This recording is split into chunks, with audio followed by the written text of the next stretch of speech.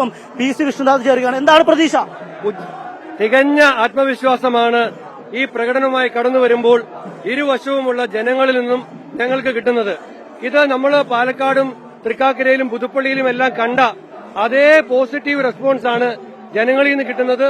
നിലമ്പൂരിൽ UDF ഉജ്ജ്വല ഭൂരിപക്ഷത്തില് വിജയിക്കും. ഇതൊരു രാഷ്ട്രീയ പോരാട്ടമാണ്. പിണറായി വിജയന്റെ ഗവൺമെന്റിനെ തോൽപ്പിക്കാൻ കിട്ടുന്ന ഒരു അവസരം കാത്ത് ജനങ്ങൾ നിൽക്കുകയാണ്. അവരുടെ പ്രതികരണം, അവരുടെ പ്രതിഷേധം ഈ തെരഞ്ഞെടുപ്പിൽ UDFന് അനുകൂലമായിട്ടുണ്ടാകും.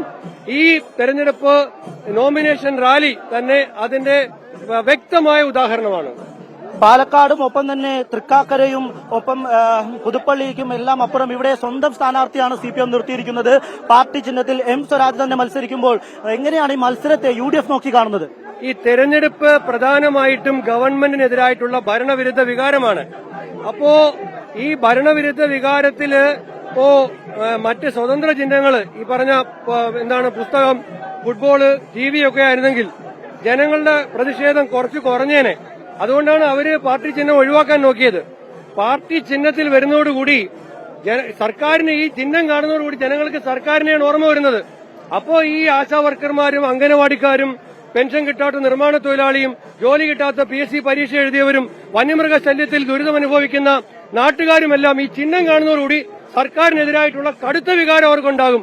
അപ്പോൾ സാധാരണയിൽ കൂടുതൽ ഭൂരിപക്ഷം കിട്ടാൻ പോകുന്നത് ഈ ചിഹ്നം കൂടി വന്നുകൊണ്ടാണ്.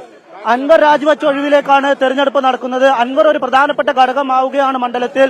അൻവർ ഇപ്പോൾ UDFുമായി സഹകരിക്കുന്നില്ല എന്ന് പ്രഖ്യാപിക്കുന്ന സാഹചര്യത്തെ എങ്ങനെയാണ് കാണുന്നത്?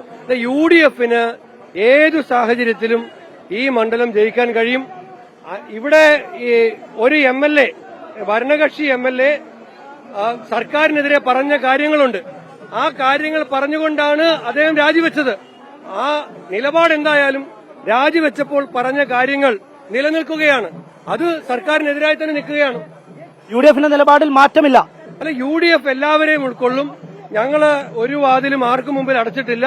പക്ഷെ ഞങ്ങൾക്ക് ഞങ്ങളുടെ പ്രവർത്തനങ്ങളുമായി മുന്നോട്ട് പോകണം. അത് ഞങ്ങൾ ഷെഡ്യൂൾ ചെയ്ത പ്രകാരം പോയിക്കൊണ്ടിരിക്കുകയാണ്.